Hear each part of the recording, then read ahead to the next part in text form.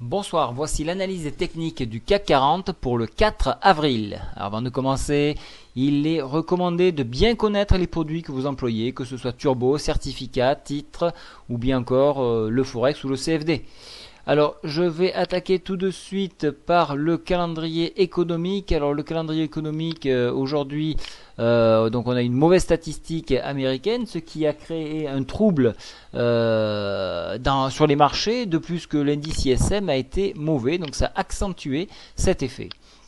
Au niveau du calendrier de demain, il faudra, alors les taux d'intérêt n'ont pas bougé, hein, ils ont été préservés. Il faudra avoir une connaissance de la conférence de presse de la BOJ au Japon.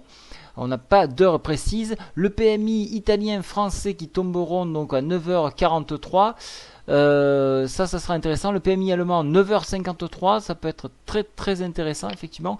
On regardera un petit œil sur les taux allemands à 3 ans, espagnol à 3 ans à 10h55. Les OAT français, ça c'est très important, à 10 ans surtout.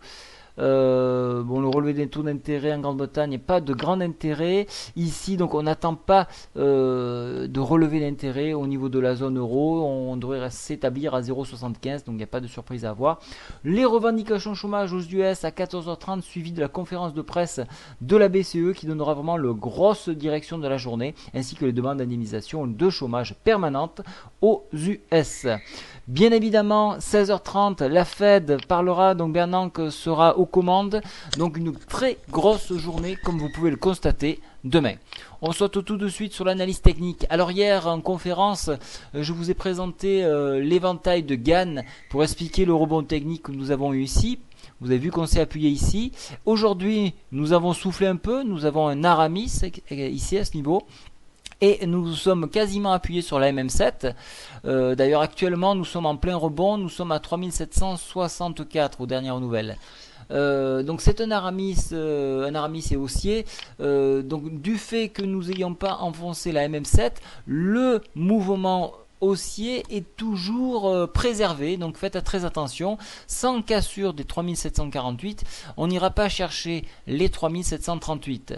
En cassure de bien évidemment donc des 3746, on ira chercher le point ici à 3738 et par extension chercher le canal hebdomadaire en gras que vous avez ici sur 3707 points.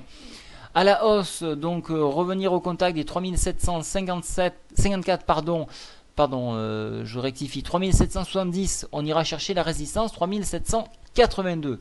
Pour ma part, j'ai pris une position sur repli sur la moyenne mobile 10 exactement.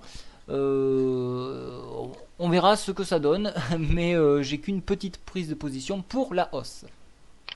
Au niveau des indicateurs techniques, MACD, regardez, est en train d'entamer un redressement. Donc pour moi, on risquerait de repartir à la hausse malgré cette tendance baissière proposée par la MACD.